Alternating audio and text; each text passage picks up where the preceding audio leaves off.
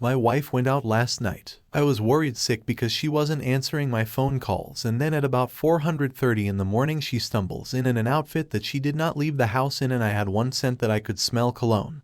This is horrible. I'm furious right now, but I'm also depressed. I know what I have to do, it's just killing me that I have to do it. It's fresh and it hurts a lot. My wife did not come home last night. She went out with a couple girlfriends, which is pretty normal for her. She's normally back around 2 a.m. on these nights though, so I waited up around 2:30. I called her to check in. She answered, and I could hear people in the background. She told me that they went to a party, but were leaving in a couple of minutes. She still wasn't home by 3, so I texted it delivered, but no reply. And around 4, Amy called again. It rang a couple of times before she sent me to voicemail. My wife finally came stumbling through the door at 6:47 in the morning. I know the exact time because I was worried she was wearing a dress. She did not leave the house, and with mesh leggings. And I've never seen either. The leggings had clearly been torn and her makeup was smudged everywhere. At this point my heart sank when I saw her. My immediate worry was that she's been assaulted. She only shook her head no when I asked her that, so I asked her what she's been doing. She only said that I knew what she's been doing, and that kind of confirmed to me what the voice in the back of my head had been screaming since she walked in.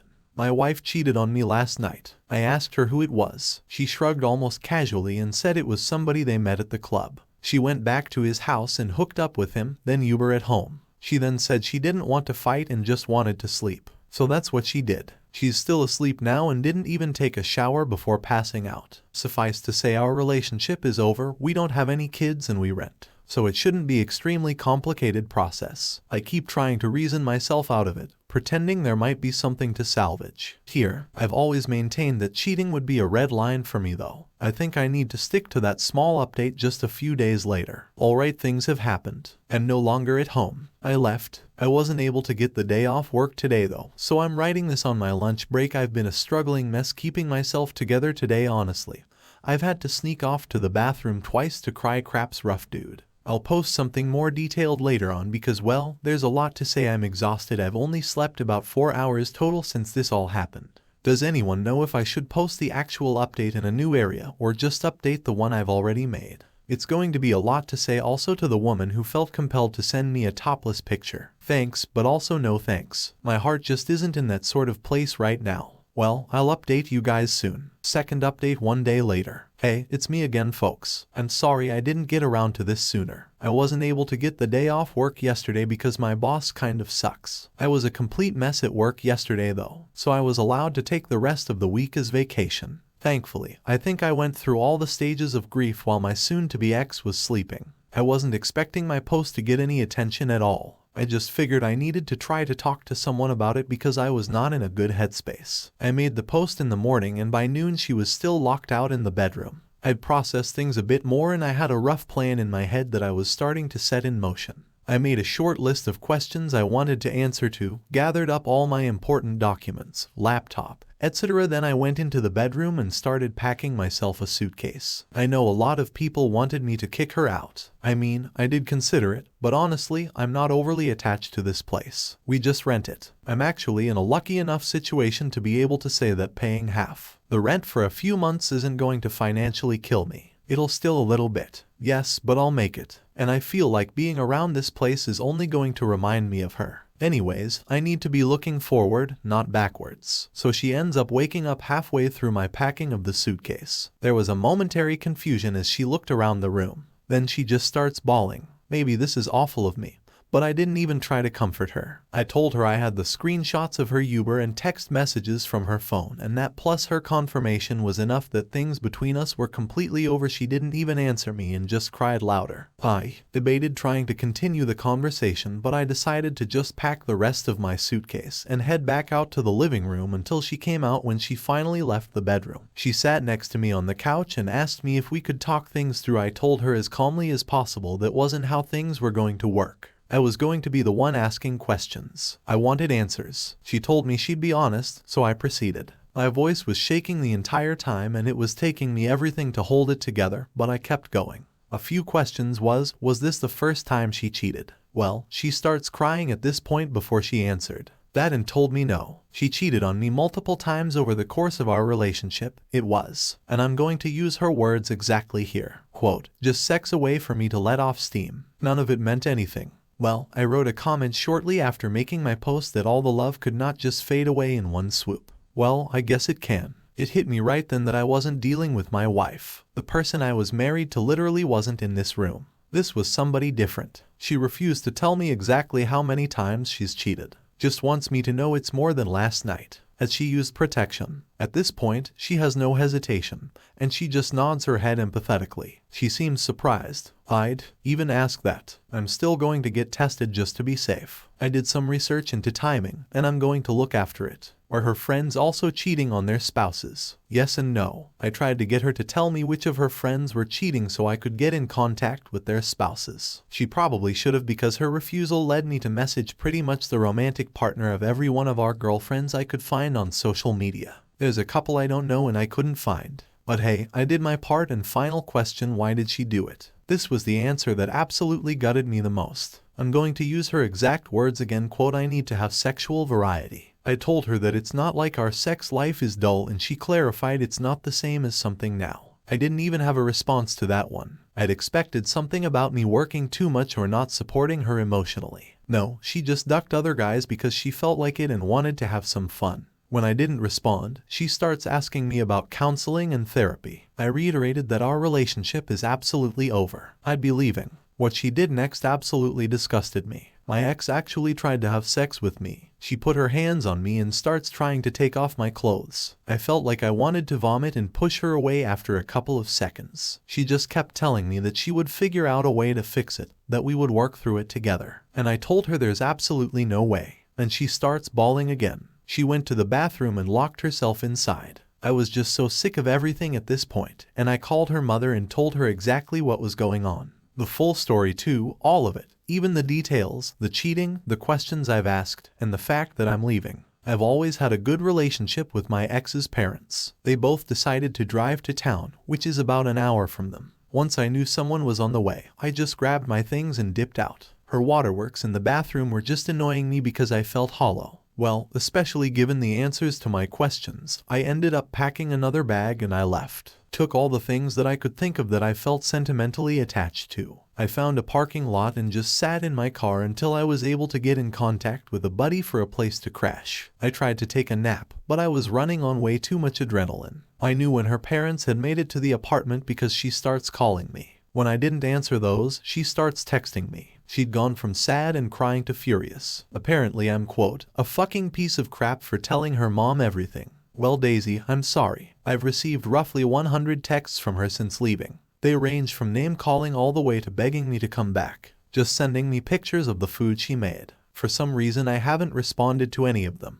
I feel like I said my piece before leaving, so that's where I'm at now. We didn't have joint finances, so that part was easy, thank goodness. I canceled all the subscriptions that go to my credit card, just to be sure, changed all the important passwords, and I'm crashing on a friend's couch for the next little bit of time. But I've got some feelings out to do some short-term rental places, until I can find something a bit more permanent. I've got feelers out for a divorce attorney, too. A co-worker of mine had a recommendation, so, barring something better, I'll probably just go with them. I also want to say that I was shocked how supportive everybody was, and thank you for that. Truly, from the bottom of my heart, it isn't easy for me to talk about emotional things with people close to me. This was an invaluable venting place for me, and I just thank everybody so much. Final update. Hey guys, I'm happy I guess to say that this will be the final update to what has been probably the most difficult chapter of my life. I felt an immense amount of support from the community here from my initial 2 posts, so I just wanted to give this final short update. Bottom line, my ex and I both signed the final papers for our divorce this week. It feels kind of surreal to think about that still. And about 2 weeks into everything, she got resistant. I cut her off entirely and she refused to return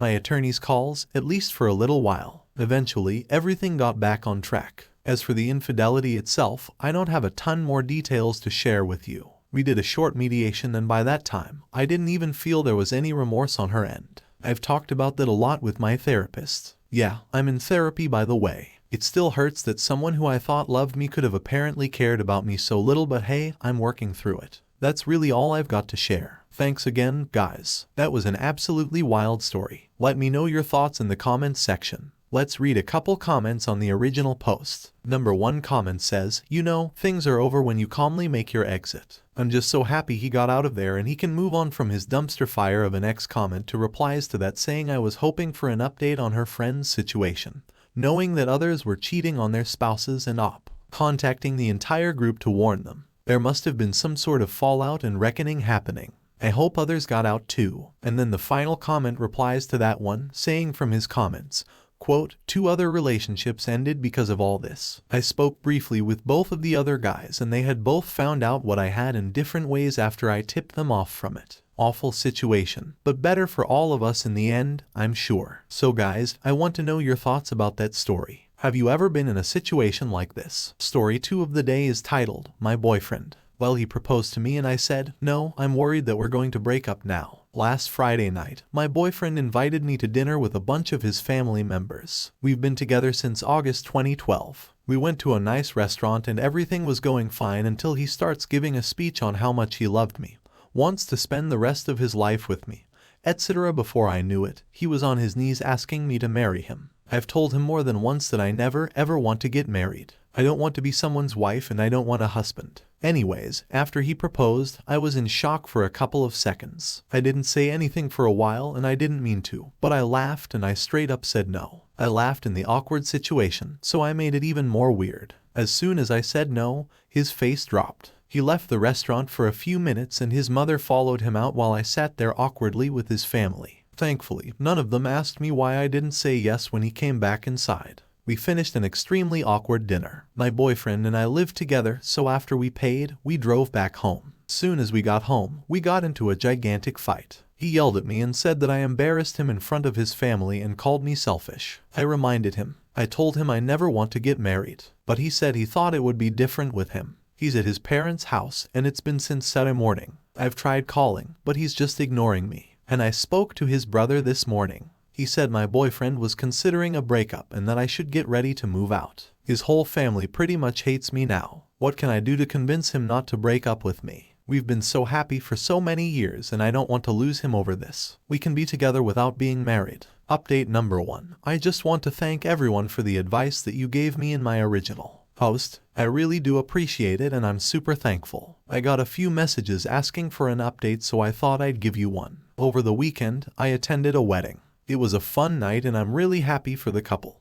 But the entire time, I couldn't imagine myself in that position. Getting married is just something I refuse to do. I decided that I had to end things with my boyfriend. We'll call him Shane since I know marriage is something he really wants. It's important to him, so I'm not going to stop him taking that step in his life. But it won't be with me. So Shane came over this morning. When he came inside, he hugged me, kissed me on the cheek. I told him that we have to talk and he agreed. Shane went first, said that he knew proposing to me was going to be a big surprise and he didn't know what to answer or to expect. But he said I should have at least said yes in front of his family so I would not embarrass him. He's still mad. I rejected his proposal at that point, and Shane said the whole time we spent apart his family said I wasn't good enough for him and that I humiliated him. But he only agreed with the second part. I told him about how we've discussed marriage plenty of times and my answer has always been the same. Shane said again how he thought I changed my stance on marriage for him and then said he'd wait until we're older to get married. I said no, that's not what I want. I don't want to get married ever. It's not an age thing.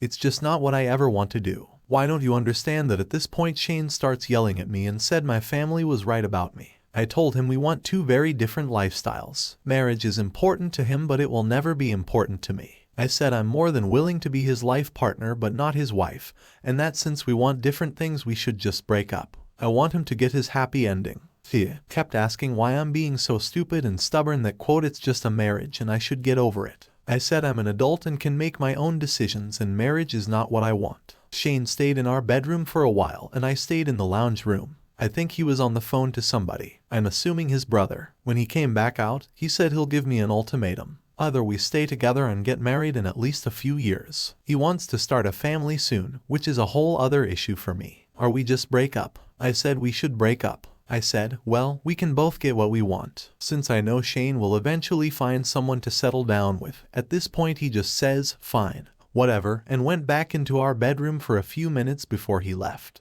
When he got back, I'm going to discuss the living arrangements. I think it's best if I just leave. Alright guys, so I have to post this comment. I found it's pretty funny. It's not about Opie, it's about her boyfriend. It says this: wow, this guy just displays fantastic decision-making abilities all throughout the story. Opie, I will never ever want to get married.